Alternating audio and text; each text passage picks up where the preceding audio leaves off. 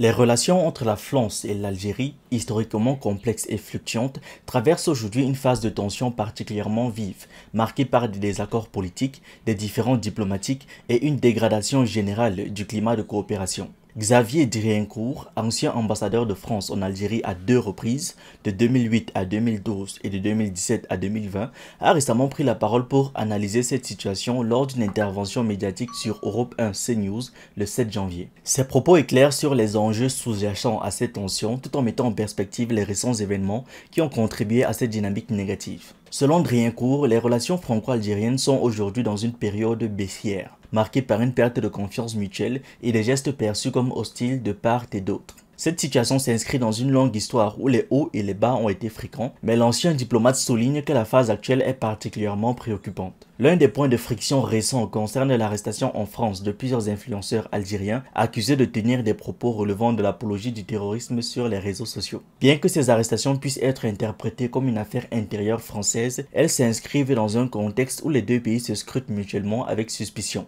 Driencourt a également évoqué une anecdote marquante de son expérience diplomatique en Algérie. Lors d'une conversation avec un ancien premier ministre algérien, ce dernier lui aurait dit « Monsieur l'ambassadeur, nous vous connaissons beaucoup mieux que vous ne nous connaissez ». Cette déclaration, selon Driencourt, résume une asymétrie fondamentale dans les relations franco-algériennes. L'Algérie semble mieux comprendre et anticiper les dynamiques françaises, ce qui lui permet d'exploiter certaines failles, tandis que la France, malgré son passé colonial, reste souvent mal informée ou désorganisée face aux subtilités de la politique algérienne. Par ailleurs, l'ancien ambassadeur a réagi aux déclarations de Jean-Noël Barrot, ministre français des Affaires étrangères, qui avait récemment exprimé des doutes sur l'engagement d'Alger à respecter une feuille de route bilatérale signée en 2022. Driencourt estime que l'heure n'est plus aux doutes mais aux certitudes. Les signaux envoyés par l'Algérie sont suffisamment clairs pour qu'il ne soit plus nécessaire de se poser des questions. Ce constat reflète une méfiance grandissante envers Alger, accusé de ne pas respecter ses engagements tout en adoptant des postures qui défient directement les intérêts français. Un tournant majeur dans cette crise remonte à juillet 2023, lorsque le président français Emmanuel Macron,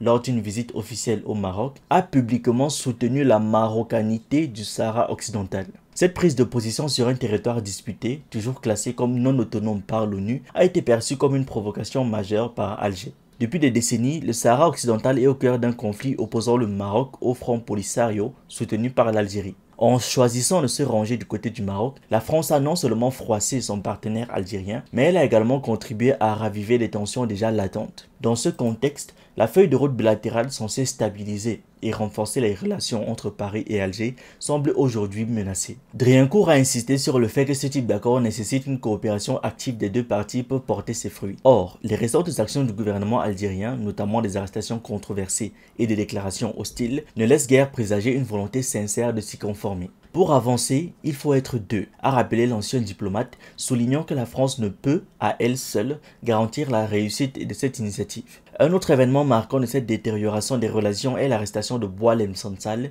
écrivain franco-algérien, le 16 novembre dernier. Accusé par les autorités algériennes d'être un agent à la solde de la France, Sansal a été placé sous mandat de dépôt, une décision qui a suscité l'indignation dans certains cercles littéraires et politiques. Le président algérien Abdelmadjid Tebboune a même qualifié Sansal d'imposteur, ajoutant une dimension personnelle à une affaire déjà très sensible. Pour Driencourt, cette arrestation illustre une fuite en avant du régime algérien qui cherche à détourner l'attention de ses propres problèmes internes en adoptant une posture de défiance envers Paris. Enfin, la remise du prix Goncourt 2023 à Kamel Daoud, écrivain franco-algérien, a également alimenté les tensions. Bien que cet événement soit avant tout culturel, il a été perçu comme une provocation par certains cercles algériens, exacerbant encore davantage le ressentiment envers la France. Cette réaction souligne à quel point les relations franco-algériennes sont devenues sensibles, chaque geste ou décision étant interprété à travers le prisme des rivalités ou des différends historiques. Pour conclure, Xavier Driencourt a insisté sur le fait que,